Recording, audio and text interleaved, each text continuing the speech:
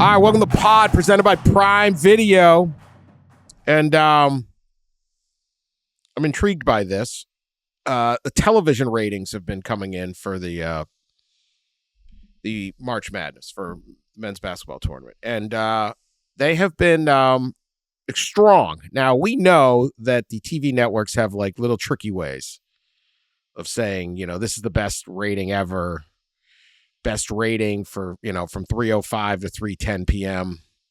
in 23 years. They trick stuff up. They include this, they include that. But undoubtedly, these TV ratings are good. I don't know if they're the greatest ever or not, but you had an average of, and I don't even know what this means, but an average of 8.5 million people watching Thursday.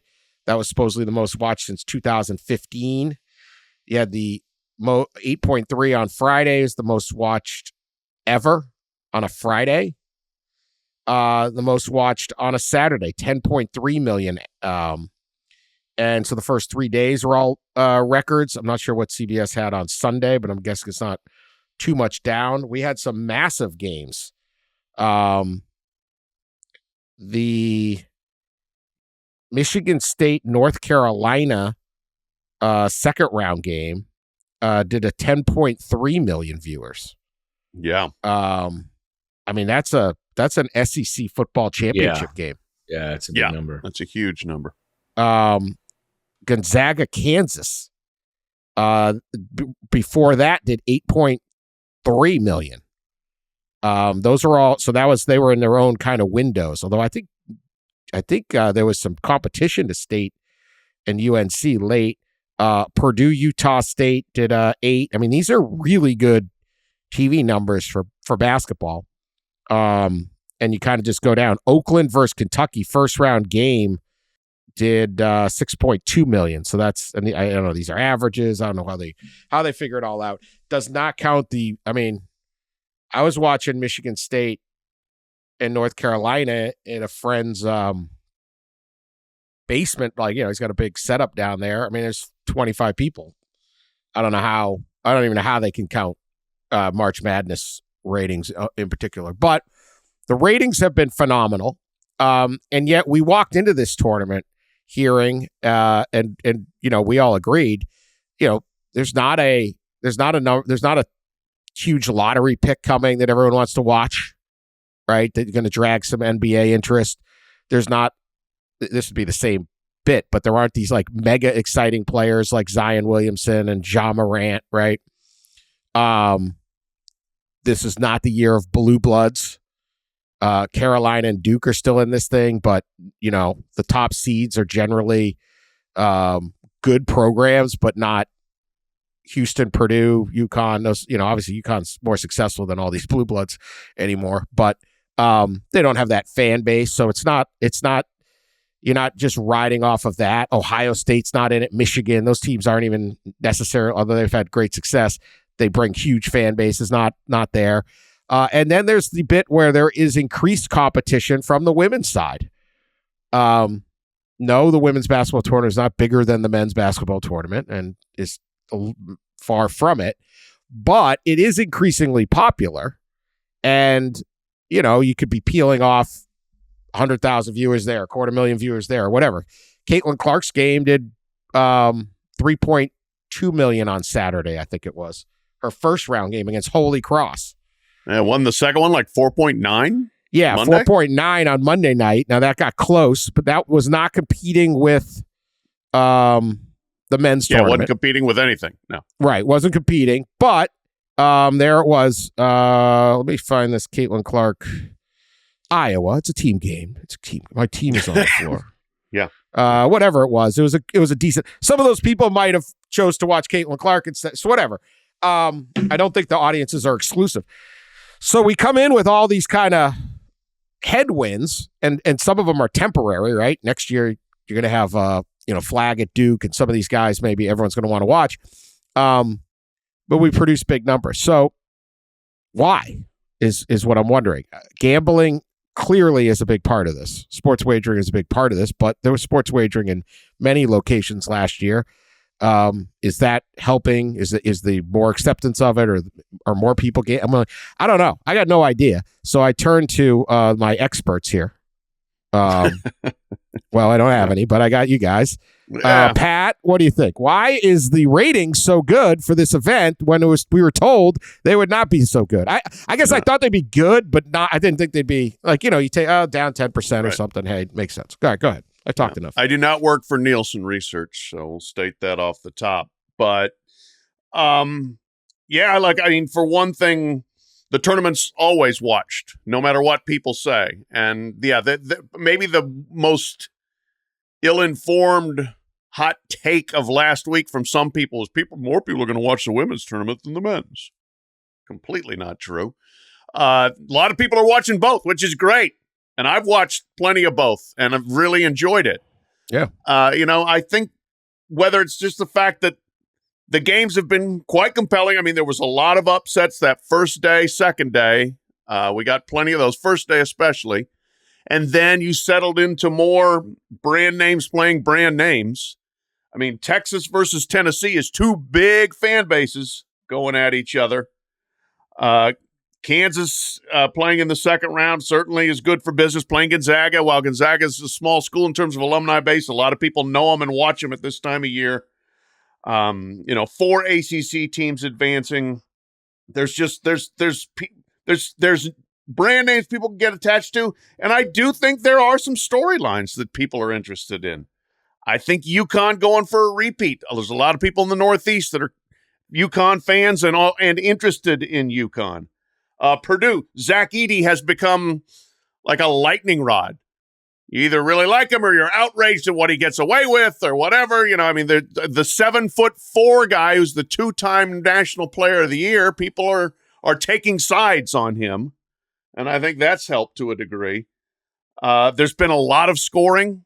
We got Virginia out of the tournament on the first night. That was a good thing. And we've seen some really high-octane offense since then. A bunch of teams scoring 100 points, going up and down the floor.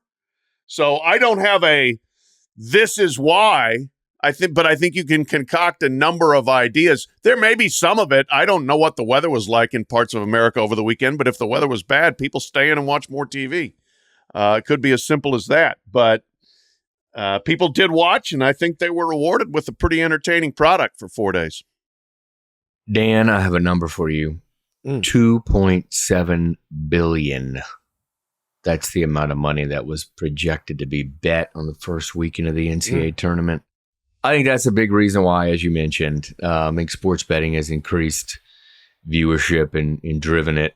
But I think with any sporting event that has massive implications, especially like playoff, type of atmosphere, I think people just love to watch. I mean, people love to watch elimination games because of the what's on the line. I think that drives a lot of viewerships to the women and the men in any playoff or postseason. Shoot, we see it in Women's College World Series stuff. I mean, I think people just like when the stakes are really high, and so I think that's why all those playoff events, will drive viewership. We talk about betting in the almost $3 billion that was supposed to be bet last weekend. Just some news as we're talking on the pod about betting, which I didn't realize this, but the NCAA is encouraging states to prohibit prop bets. And they've been doing it apparently for a while. They've gotten a few states, Ohio, Vermont, Maryland, to ban prop bets, and they're trying to encourage more before this next slew of games. They're trying to encourage more states to ban all prop betting because of harassment and things like that athletes are getting. So kind of an aside there, but a little bit interesting as we head into the next weekend. Yeah, I real quick want to follow up on the prop bet stuff. All you have to do to just get people to take those off the board is send them the Jonte Porter stuff and say, this is happening at the NBA level. Mm-hmm. Secondly, I did hear some third-hand talk, some of the stuff that has come at the scrubs at the end of the bench for some schools that get in games, and whether they make or miss shots can affect the point spread at the end of a game, who covers, and the amount of abuse those guys are taking. That is not good. If, some kid gets his 2 minutes of NCAA tournament action and misses a layup, and the team you bet on didn't cover, and all of a sudden you decide it's time to heap abuse on that kid? That's pretty sick.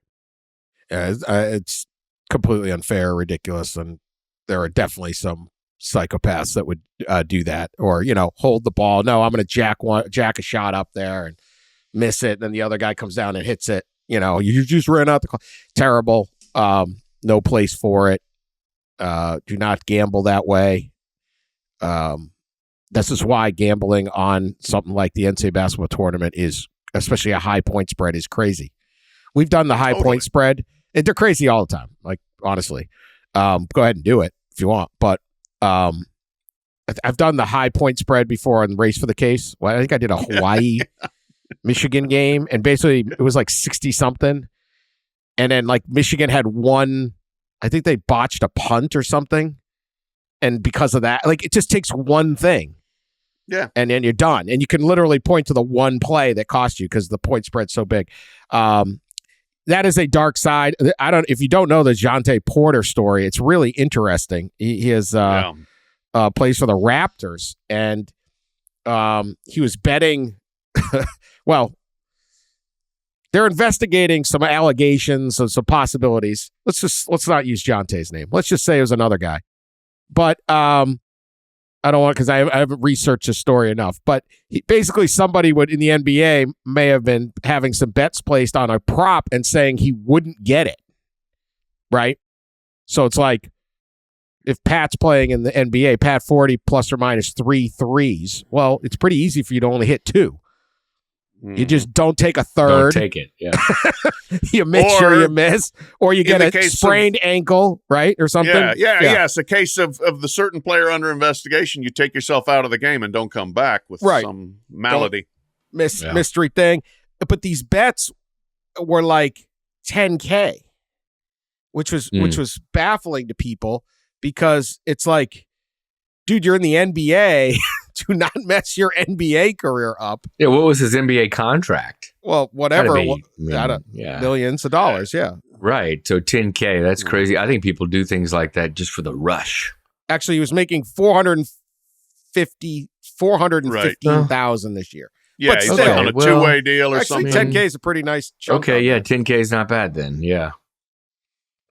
But guess what he'll be making next year if this is true? 0. Yeah, that's right. So he'll make ever again in Turkish the NBA. league. Yeah. Right.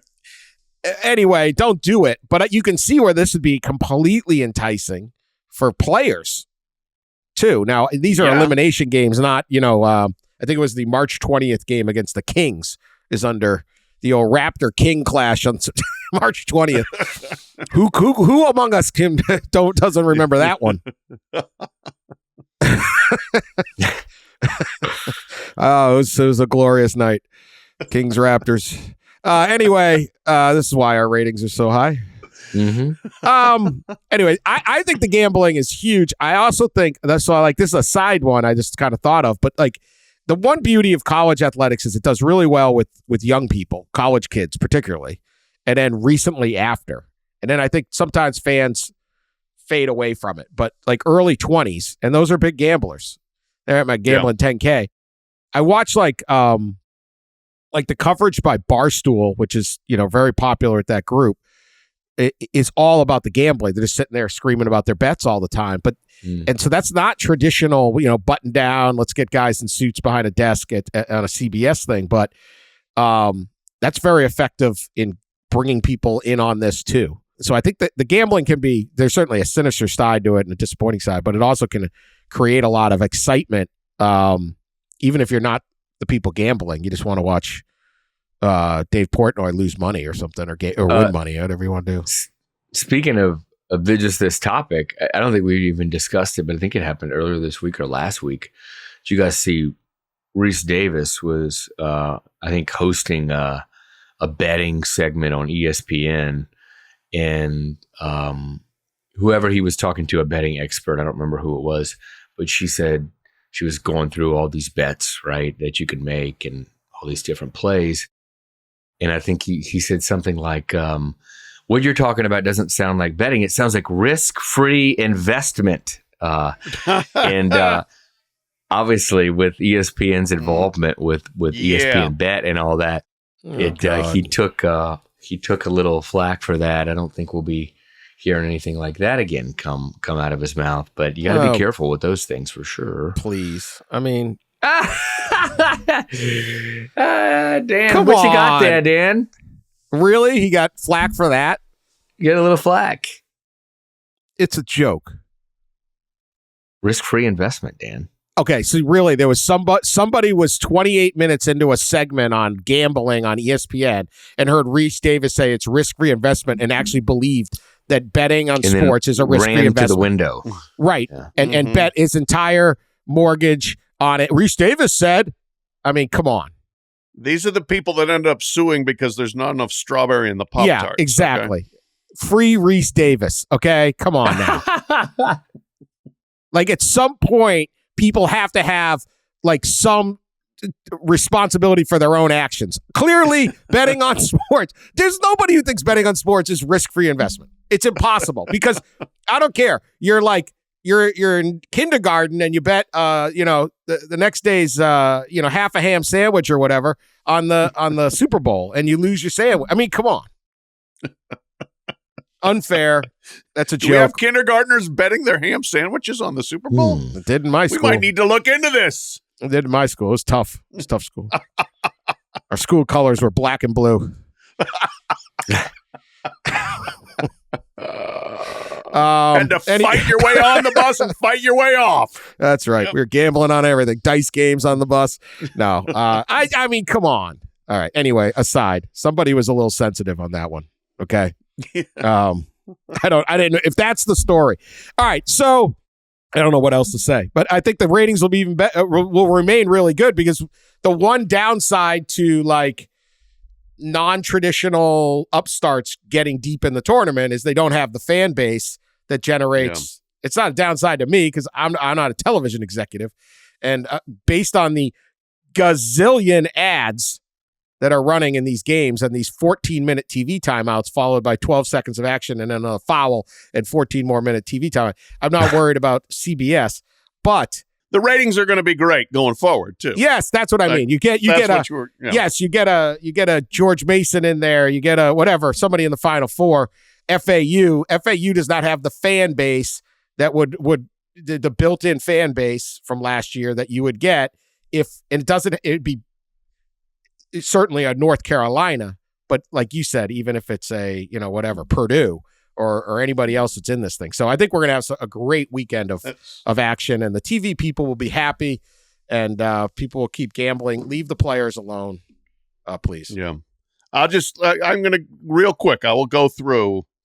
All right, UConn, big fan base going for a repeat. They're absolutely watching. San Diego State, I was shocked how many of their fans showed up at the Final Four last year. They got a good fan base. They're watching. Illinois, really hungry. Hadn't been to this level in a long time. They're watching. Iowa State, great fan base. They're watching. North Carolina, huge fan base. Alabama, big fan base. Clemson, big fan base. Arizona, big fan base. Houston, they've rallied around that team. Duke is Duke. North Carolina State, they're hungry. Their fans are hungry. Marquette hadn't been this far since 2013. Purdue, massive fan base, dying to win. Gonzaga, brand name. Creighton, they put a lot of people in a 15,000-seat arena. Tennessee, 20,000-seat arena. Going to be a lot of people in attendance and a lot of people watching. Yeah. Oh, they sold like 97% of tickets in the first two rounds. They did, yeah. I mean, I was in Indy, and it was absolutely Mackey South. It was just deafening Purdue crowd. So, anyway, good news there. We talked last time about John Calipari and Kentucky. What's going to happen? He's back. $33 million is tough to do. Tough to do. Cal is coming back. He says no more Bahamas trip in the summer. They're going to work on defense. I don't know. He says he's changing some stuff up. We will see what happens. It's got another good recruiting class coming in. We will see who stays, who goes, who they pick out on the portal. Cal was the master of coaching 18-year-olds 19-year-olds when that would win you the title. Now, particularly with the COVID year, that has been not been the case. But he can get old if he wants. This is the thing. Kentucky can do whatever it wants. If it wants to win on the graduate transfer portal, they can go get those guys or not. But thoughts on John Calipari returning to Kentucky, Pat?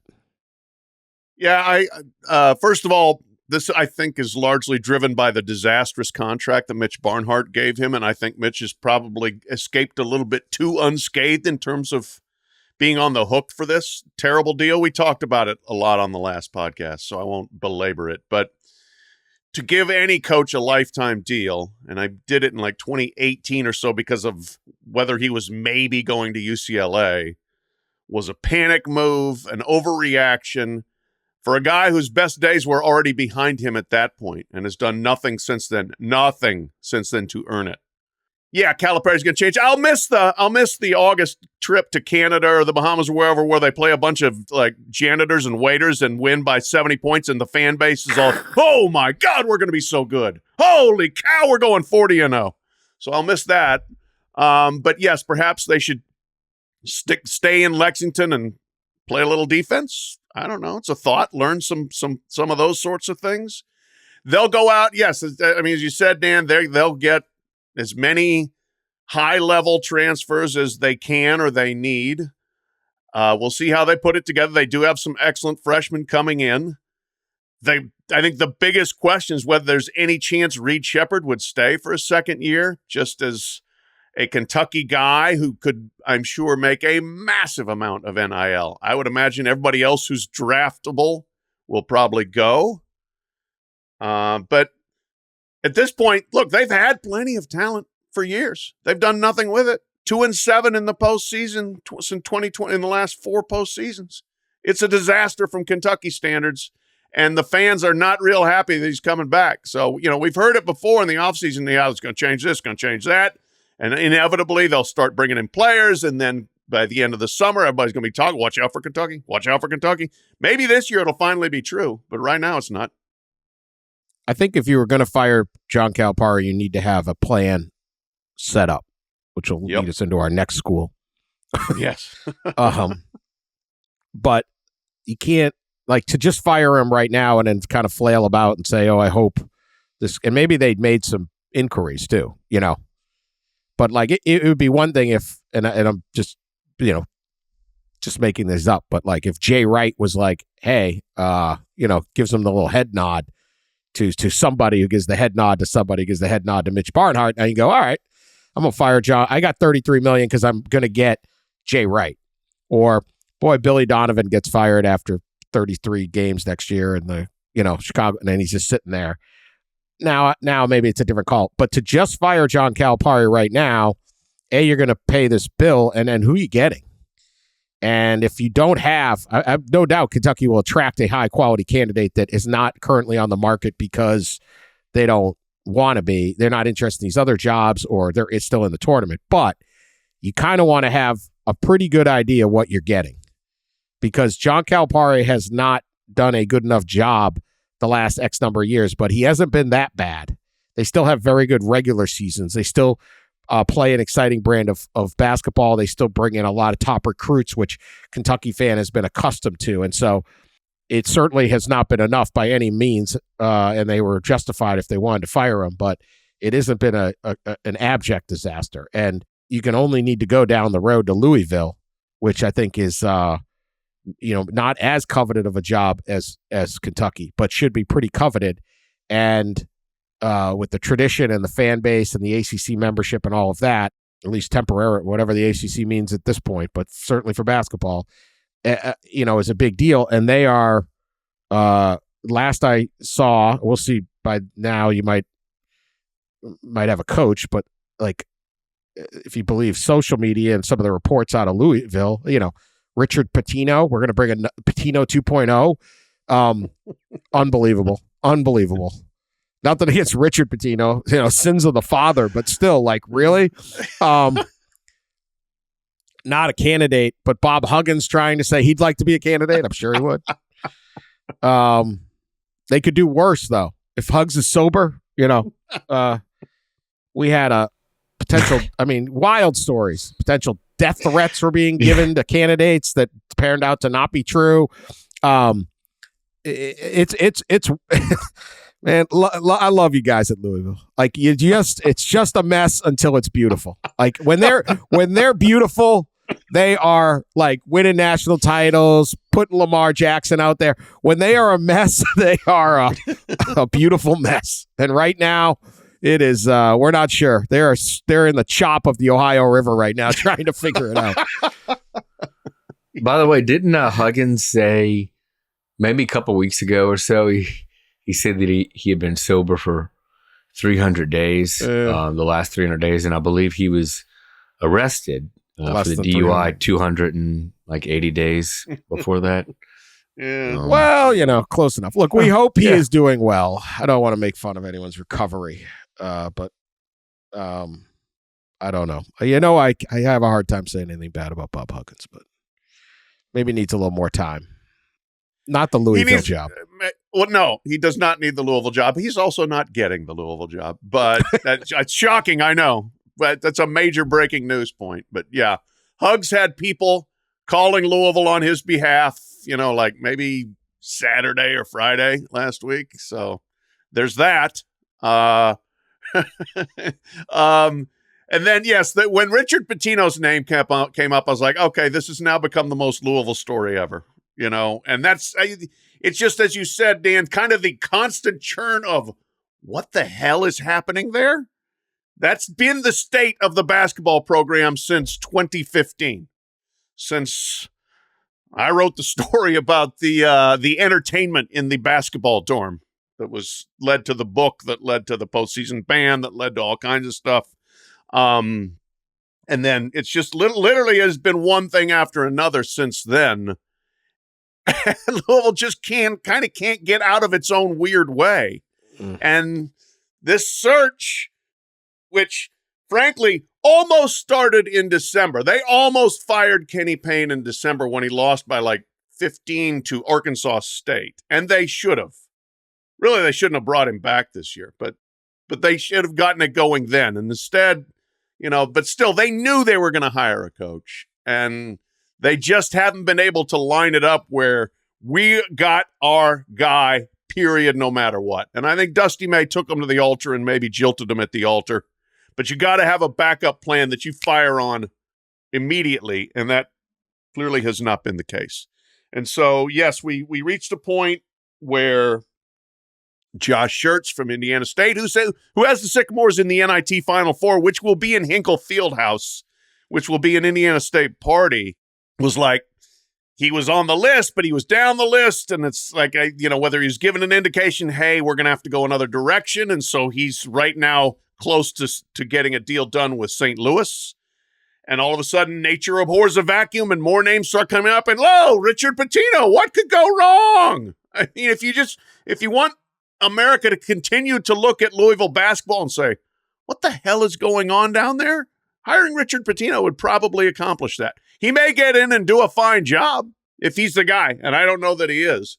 But to Dan's point, we may have this may end up being settled by the time this podcast airs. But no matter who they bring in now, an edgy, easily freaked out fan base could be further on edge and more freaked out.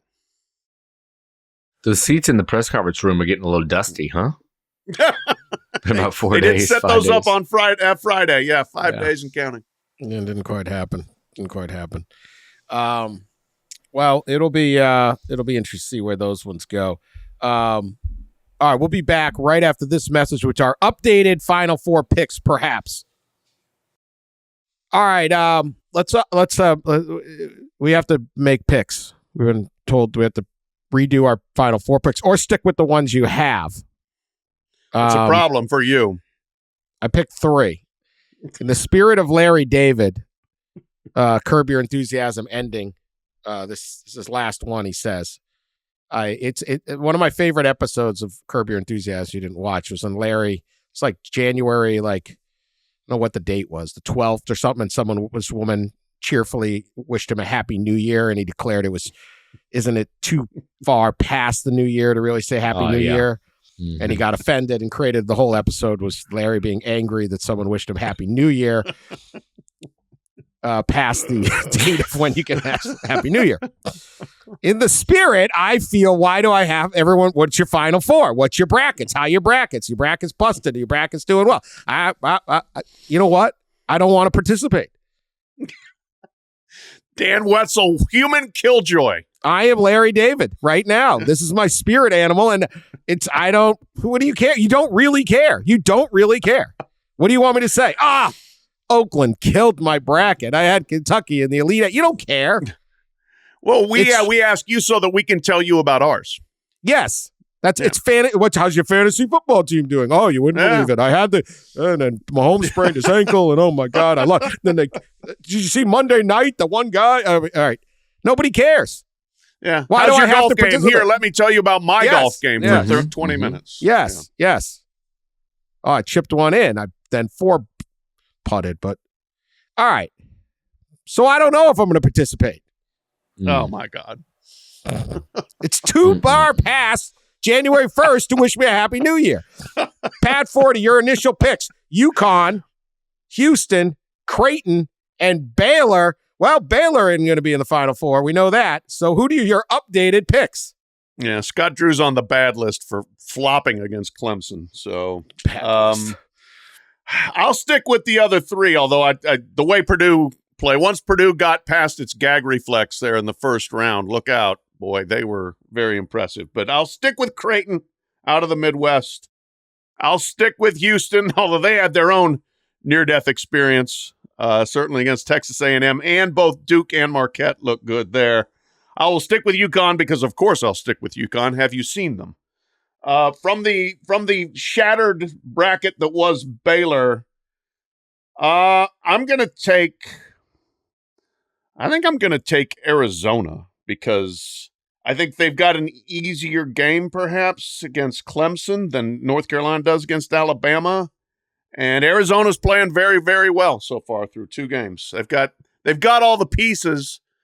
They look like they're locked in enough defensively, and they're going to keep focused. Although I will say a North Carolina Arizona Caleb Love game would really be interesting because Caleb Love was a key player for the Tar Heels for 3 years and then transferred to Arizona and became the Pac-12 Player of the Year. Like, North Carolina got better without him, and he got better without North Carolina. So that'd be a fun regional final there. But I'll take Arizona from that region. Ross? Yeah, I think I have 3 or 4 still alive. Oh, yeah, wait. I can list you. Houston, Purdue, Arizona. Auburn is out. Yeah. Yeah, the Auburn bracket Auburn almost beat the Ivy League champion, Ross. Yeah, I know. Darn. Yeah. Oh, wait. And that was briefly on the Ivy League champion. We have this little bit on the Ivy League. Harvard freshman guard Malik Mack has entered the NCAA transfer portal. He was a big star. I just want to get this before I forget. He's had a big freshman season at Harvard and can clearly maybe get some portal money. Malik, I don't know you. I wish you the best. Think twice about it. Before giving up the Harvard degree. You're at Harvard. Yeah. Okay. Money, Dan. Money. Yeah. You're at Harvard. Okay, first off. Money now, not later. Yeah. Let's you don't transfer from Harvard.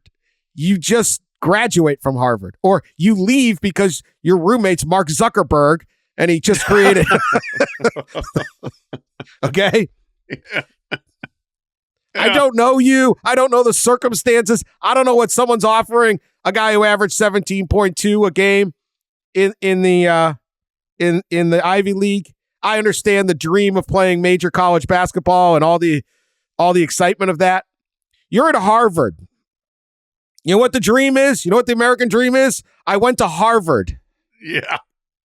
Everyone else goes, we're the Harvard of Alabama. Yeah, we're just the Harvard.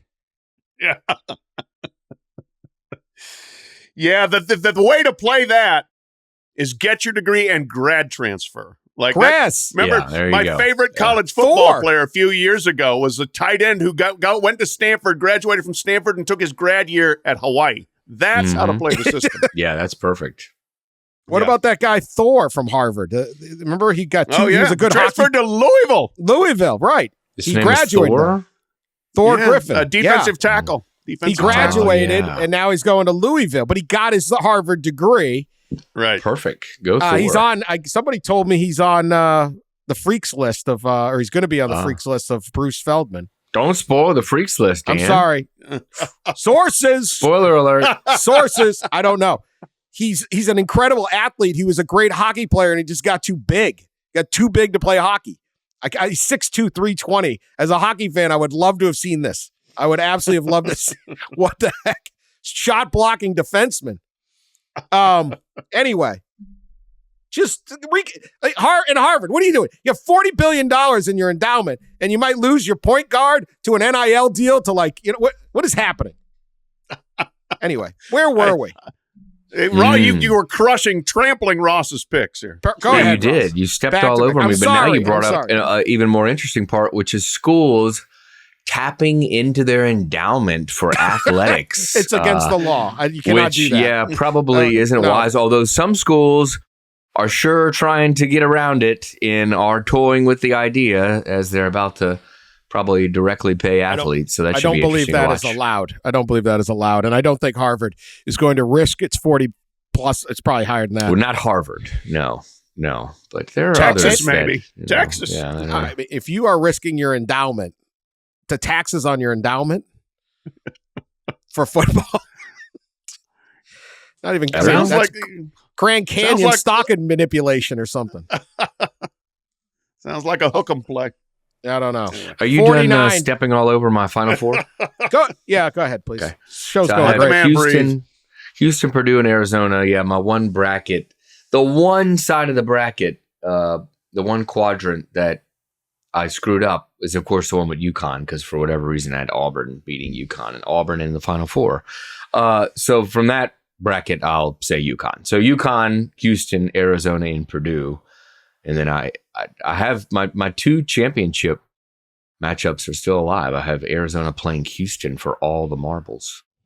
There you go. Yeah, I got UConn, Houston for all the marbles, so I'm alive there too. All right. How about your three? Yeah, Dan, how your about final you, Dan? three? What you got there, buddy? First off, I looked it up. January 7th is the latest date you can say Happy New Year. You cannot say Happy New Year after January 7th. Really? Yes. I thought it would at least be through January. It's been a week. I know. I'm totally fine with that. I'm fine with that. And I think we should actually have a whole calendar of when the calendar expires, like everything. I was absolutely mortified. There were people in my neighborhood who had Christmas lights on their Christmas trees in their front windows till like February 1st. Complete outrage. Yeah, you can't do that. You can't do that. I was just too lazy to take it down. Yeah, it's laziness. We have a long story, but we have a Mardi Gras tree, so we convert our Christmas tree to a Mardi Gras tree. At least when we used to live in Louisiana.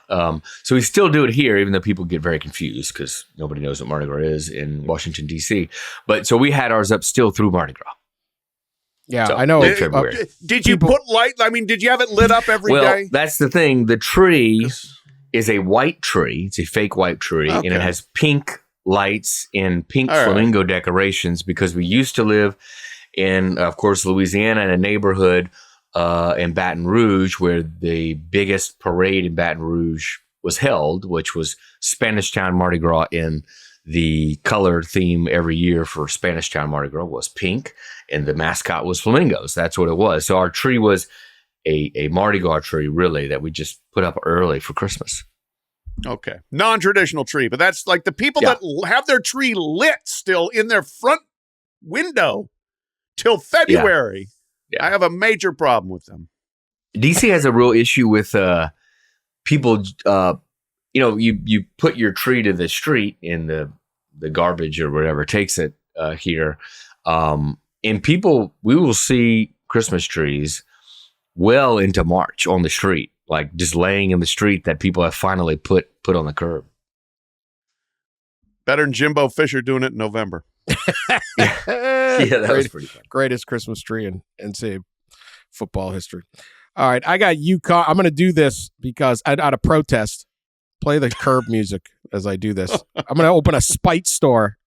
I'm going to open a spite podcast just to attack this podcast because I have to do this. My final three were UConn, Houston, and Creighton. So, perfect 3-0. I'm perfect. 3 for 3 here. 3 for 3. I have to pick a fourth. So what bracket am I missing? I don't know. You're missing the West. North Carolina, Alabama, Clemson, Arizona. North Carolina, Kansas. North Carolina, Alabama, Clemson, Arizona. Ooh, man, I like Mark What if we have a Sears. Clemson-Bama matchup that doesn't involve Dabo or Nick Saban? Will they show up? Oh. I really like Alabama, but I like Mark Sears a lot. Hell, I'll go in Alabama. Carolina probably do it. But it's too late to say Happy New Year. You don't care. You're just saying it. You're just saying there's no feel. You don't really care about my brackets. Why would you take my advice? That's true. I don't care. Actually, I do care. We're in the Yahoo expert pick'em poll. See? Where are we at there, Dan? Have you checked it? I have no idea. No idea. Let's see. Perfect. Brackets were perfect. Did I tell you? I will say this. My daughter, who lives in a mountain village in Peru. Oh, you said that last time. Yeah, she's leaving. Did I? Okay. Yeah. 99.7 percentile of America in the world. It's ridiculous. See, when you tell that story, I care. People don't care what my picks were. Yeah. Let me text Shoni Otani, see who's got. Maybe he's got some insight on this. Yeah. Ask the interpreter. Ross, you've got also the NCAA hockey tournament starting this weekend. It's going to be great. Yeah. I know nobody cares, but I do. I'm going with the Denver Pioneers there. Denver Pioneers. Frozen Four is in a couple weeks. Yeah. That's right.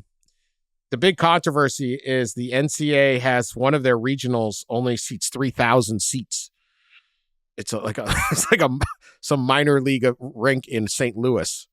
And North Dakota, Michigan, Michigan State, and Western Michigan all are in it. And they can all drive. So the tickets are like insane. Yeah. But they said that when they were bidding in 2020 during COVID, no cities bid for the West Regional of the hockey. So St. Louis is hosting the Frozen Four next year. So they gave this like side rink in the suburbs or something is somehow hosting this big event. And now it's like ticket Armageddon because it's within like 6 hours of all the Michigan schools and so, I mean, 3,000. North Dakota cares. Yeah. Each school only got 400 seats as their allotment. Yikes. Too bad they couldn't get the Blues rink. I mean, it's, big arena. That would be fine. That would be probably too big. They go to kind of these secondary cities. I think they're in like Providence, Springfield, and Sioux Falls. I mean, it's the hockey tournament, but the environment will be incredible. 3,000 seats. Oh, yeah. Anyway, the problems they have in the hockey tournament gets no respect. It's like on ESPN News or something. Like you gotta. At least great. it's on. It's all game sevens. Like game 7 hockey is unbelievable, right? Like Ross said, like you want to watch this time of year too. I'll watch like some wrestling or whatever. I mean, if they're playing for a title, I'm intrigued. So good. I'll see you on the live stream for NCAA men's swimming later today. Maybe not that, but I do predict Boston College will win. Boston College is loaded. Anyway, the hockey is great now. These kids are not going to the NHL. They're not going to play junior hockey. They're going to NCAA. College hockey has the best. I'm hijacking. They have the best rules. And think about these rules that would blow the minds of basketball or football. Below their minds. Mind you, this is the same organization, the same athletic departments, right? How do they pick the field? One computer. Pairwise. Oh, boy. One computer formula. You go into the season, that's the formula, top 16, and they don't quite seed them out because they got some hosting rules. No committee. Wow. That's why Colorado College got screwed, huh? DCS, but with one computer. One computer. Imagine trying to even propose this for basketball or football. You can't do it. It'd be wrong. Literally works over here. Dan, I found the Yahoo expert picks. The score right now, the ranking. There's 31 of us. And Dan, you're 25th. Hey. I am 15th. So we're, we're not right in the middle. I'm right in the middle. I'm poised to make a leap. We'll see. Women's bracket. I picked all the favorites. Well, I let's don't know see how I did in the that's women's going. bracket. Let's see. Okay, can, other rules they have in yeah. hockey, okay? You can get drafted and still play college hockey. Right. So now that's really an NHL rule that is everyone is 18 is draftable, but they draft players. So you get drafted by the Toronto Maple Leafs and you're 18 and they go, yeah, well, I think I'd rather go to Minnesota and play because you're not ready for the NHL. And they go, great. And they work with the programs and the coaches and they develop the players through college hockey. So college hockey now has all this talent. Boston College is loaded with first round picks. If you say that in basketball, you can't, it won't be committed to the team. We can't have guys come. You go, what about a guy who played 2 years for you, goes in the draft, doesn't get drafted, or doesn't like his spot? Could he come back? No. He signed with an agent. In hockey, they don't care. Very good point. That's a major difference. How is the rule one and other? What? Dan, hold up here on the Yahoo expert. What did you put your name as? I have no idea. Did you put your Larry name David? as CFE? The College Football Inquirer? Yeah, College Football Inquirer. Well, then you aren't in. Then I was looking at we have a Dan in here. I thought that was Dan you. Devine. Oh, so there I'm you College go. Football Inquirer. How am I doing? Yeah, What places Dan? I was getting. Yeah, I know. Now I got to go back It's and past see. January 7th. You can't say Happy New Year. In the women's bracket, you're doing quite well. You are 6th out of 31 in the women's bracket. In the men's bracket, you are slightly ahead of me. You are 13th. I'm 15th. So, Okay. there you go. Well, I was looking. I saw Dan, so I thought that was you. But then I saw CFE. So. I would think picking only 3/4 of a Final Four will eventually come back to bite you. But Yeah. we'll see. I want Michigan State with a Frozen Four bid on the line, and I want Boston College and Boston University to meet in the championship game. That's just as a fan. UMass is in the event, too. The Denver Pioneers are coming to wreck it. UMass versus Denver. We could put a wager on this. There you go. Let's do it. See? What do you got? You got nothing. Anyway. No, I said let's do it. We'll bet. All right, we'll bet. We'll figure out the bet. Ross, you have a story on the football. We don't have enough football coaches in America, apparently. Oh, yeah. I don't. The poor guys are getting no instruction. Still running the wing T out there. What is this proposal and what is happening with unlimited coaches? Yeah, I mean, right now, the only coaches, the only staff members on a football staff who can actually offer skill instruction, they call it, to players are the 10 assistants and the one head coach. Overall, that's 11 what they call countable coaches. So support staff people, analysts, consultants, quality control folks, they are not supposed to actually coach, even though that rule is bent quite a bit and broken quite often, probably. And so because of that, they're just planning on, at least according to this proposal, that is just a proposal for now. This proposal would let everybody on staff offer skill instruction, not only in practice and in the building, football building, but in games on the sideline. So obviously that's a fairly big change because then you basically open up the staff to an unlimited amount of coaches who can be hands-on with players. It's something coaches have pushed for years now. In fact, this same proposal was introduced last year and was rejected by the D1 Council, partly because of the fear that there will be a proliferation in coaching staff sizes. That is one part of this. I think the second part of this is much more interesting, and that's the recruiting piece. So according to the proposal, the 11 countable coach, the maximum amount of coaches you can have on the road off-campus recruiting is 11. The 11 countable, a head coach and 10 assistants. So that's still the same. However, you've kind of blended the two groups now, right? You blended the support staff guys who now can coach with the countable coaches. So in a way, it does give a head coach flexibility to take maybe say that this is an example, but an older offensive line coach who doesn't want to go out on the road recruiting anymore, and take a support staff member, promote him to an assistant offensive line coach, and make him your accountable recruiter who goes on out to the road. That is pretty interesting, right? Because you could have staffs evolve into two separate kind of divisions. You could have a group of recruiters and a group of X's and O's front office type of position coaches and coordinators, right? It's kind of an NFL type model. Now, some coaches I talk to believe that won't necessarily happen at many places because position coaches will still want to do the recruiting and go visit the campuses and homes and start building relationships.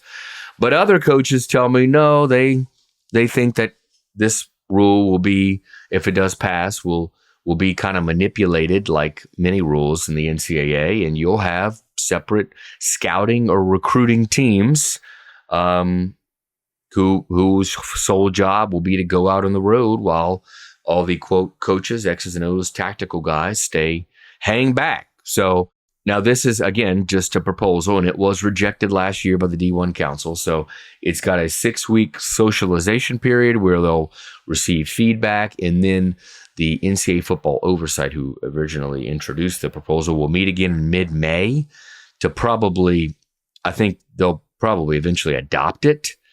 But then it is subject to the approval of the D1 Council. And so we'll see if this year they will give their stamp of approval. So, I mean, the big difference between, as Dan alluded to there, like an NFL front office and college, is the fundamental difference of talent acquirement. Is the NFL, they draft, so they go out to watch players perform, and they view them as potential employees that they don't have to win over in any way. In college, the recruiters go out on the road to watch first of all, whether they can perform, but then to start building a relationship. So the offensive line coach has familiarity with the star offensive tackle he's trying to get and that guy's family. And then you've got that relationship, and they get in the building, and the player has somebody they feel close to who's been there since they were a junior in high school. And, hey, you know what? My girlfriend broke up with me. I need somebody's office I need to go in and talk to. Well, there he is. I think there's value clearly to what's gained in face-to-face recruiting by people who become your coaches. So I'm sure there's some people that don't want to do it. I wouldn't want to do it at a certain age, probably like at the age I'm at right now. If you gave me the opportunity to not be an on-the-road recruiter, I'd say thank you. But I do think there's a lot of value that's gained in that could be at risk of not being there going forward. I don't know. We'll see. The recruiting pit, because that's the part you always hear the coaches say they like getting to the NFL. It's just football. Right. And they don't really have to do, these guys, and they may help a little bit in draft prep, but it's not they're not recruiters. And then you could just get this, they've always had these guys on staff. So they say, he's just, he's basically a recruiter. He's not really a coach, just super smooth. Right. Like this could be like we get the really smooth dudes. Like they don't even know anything about football. Just they go down the bar, see the singles bar. Like this guy's a real talker, man. He can just sell. I mean, like if you sell like medical devices, you don't know how the thing works, but you're the one who can smooth the head nurse. She puts in the order, right? Like this is straight salesman. This could be wild. It could, and there's this was brought up to me by an athletic director because I think many of the ADs were one of the reasons that they pushed back against it last year. Why it failed, because they were afraid of several things. One, the increasing of staff sizes, in salaries too, right? But one of the ADs mentioned something really interesting to me, and that's if you do separate the two, and you have back home your coaches, and then you have these separate 6, 8, 10 just recruiters. Well, those recruiters don't necessarily have to live where your school is. Maybe they set up shop as a scouting department in another state.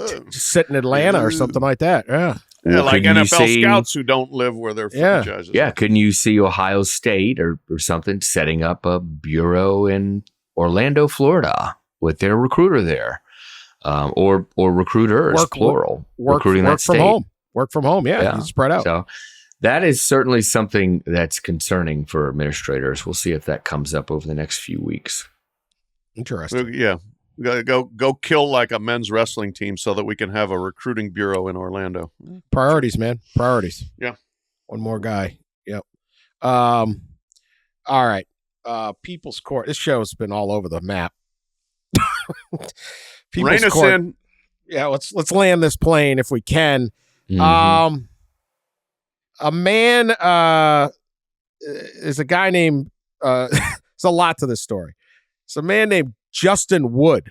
And he is a juggler, juggling. Mhm. He's a juggler and he has a YouTube channel which highlights trips taken with his service animal, which is a duck. Oh boy. Wow. The We're duck hitting is- a lot of Yeah, a we lot got of a lot. hot buttons already. Yeah. Wrinkle the Duck is the name of the duck. Wrinkle the duck. Anyway, Justin, he juggles and he goes around with his duck, and apparently his YouTube channel, it has 2.7 million subscribers. So I can't put any shade on it because we sure ain't getting that on our YouTube channel. That said, we neither juggle. I can juggle, but I won't. I could probably get more. Will that help our YouTube numbers? Is that what it'll take? I'll juggle. Maybe. Watch Juggle. I Dan don't have a juggle. duck. See? Do I need a duck? Wrinkle the Duck. Justin and Wrinkle the Duck. The exploration, the adventures of Wrinkle the Duck. He calls it his service duck. It seems like this duck is basically a content creator. He took it to a Buc-ee's, the convenience store Mhm. in Oh, yeah. Tennessee and tried to film a deal. He put Wrinkle in a stroller. Wrinkle basically rides in the stroller, but occasionally comes out to give shoppers high fives with his beak because people get excited boy. to see Wrinkle. There's this whole bit that I had no idea existed. This world of juggling and duck influencers. Quite a combination. America's in a weird spot. It's in a weird spot, right? How are we not more popular? How is this more popular? How is this exponentially more popular? Yeah, right. Please watch our YouTube channel so that we're not Please just trounced by a duck and a juggler. Can you please tell your friends to listen, at least listen to this podcast for 1 minute so our numbers go up so I don't have to be embarrassed when talking to my bosses that we're getting trounced by a duck and a juggler?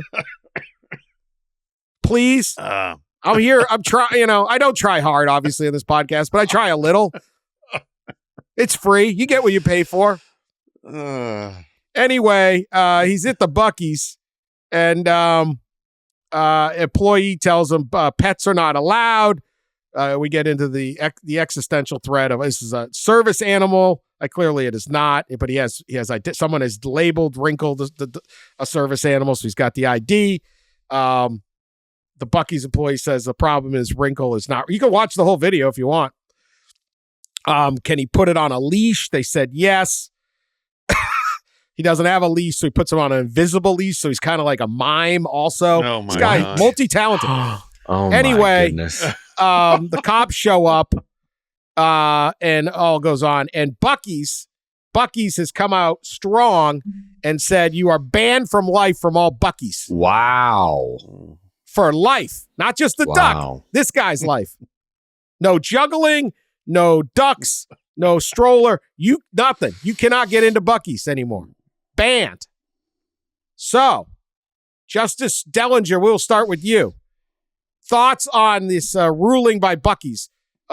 Justified or not? That seems severe, Dan.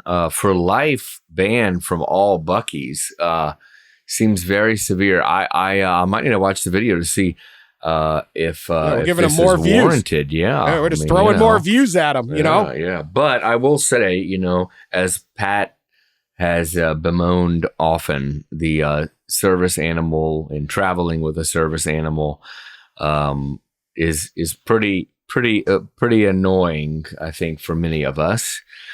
So I do get that, but this seems severe. I don't necessarily agree with lifetime ban. Maybe a lifetime ban for the duck. I don't know what duck life bans are, but maybe the duck's not allowed back, Dan, ever. Can you get gas? Can you get a car wash? Like, yeah, what's the extent of? I stand with big convenience here. Big gas, whatever you want to call them. That hell yes, they're banned for life. Get that duck out of there. Get this freak who wants to juggle and put his duck on a mime leash out of there. Nope, you're gone. You flouted Buc-ee's, man. You can't cross Buc-ee's. You do that, you got to pay the price. So I am fully in support of a lifetime ban. I would like to point out there's no such thing as high-fiving a duck. It's a low five. All right. What if it's flying? Also a beak? I wouldn't know how to high five a duck's. I mean, beak. if it flew up to the level where you could raise your arm to high five it, fine. But I suspect no. Wrinkled fraud. What about Buc-ee's has a beaver as a logo? That's just a logo. They don't have the thing walking around the store. If they did, it would ransack the place. Beavers are badasses. Don't mess with them. I don't. I rarely run into them. I don't know about you. I don't. I've seen them in action. Look out.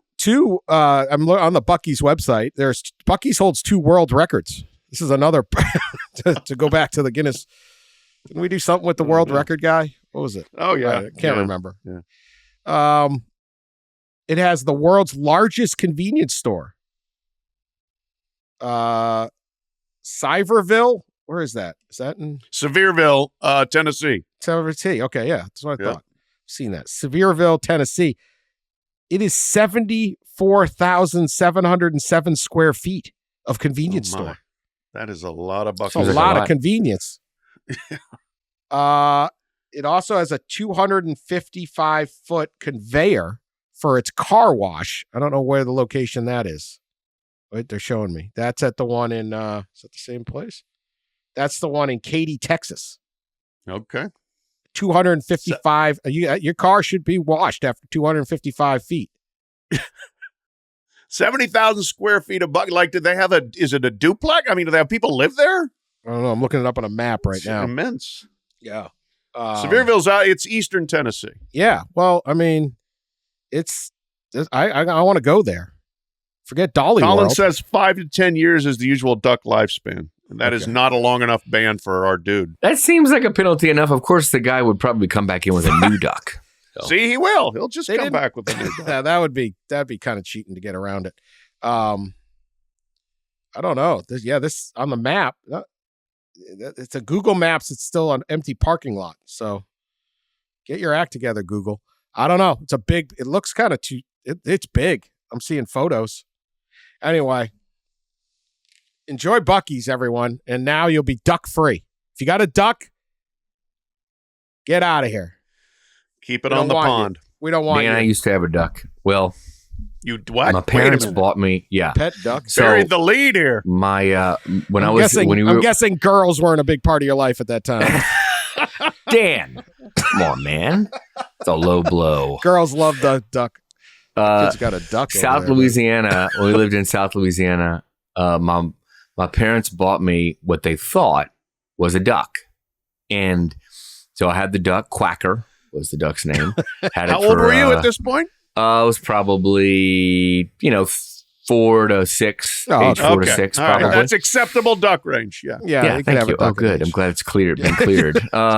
So Quacker, would hop around the backyard. I'd mess around with him. And about a year in or so, maybe even less than that, Quacker started to get pretty ugly and mean. And it also grew very large, started to grow very large very quickly.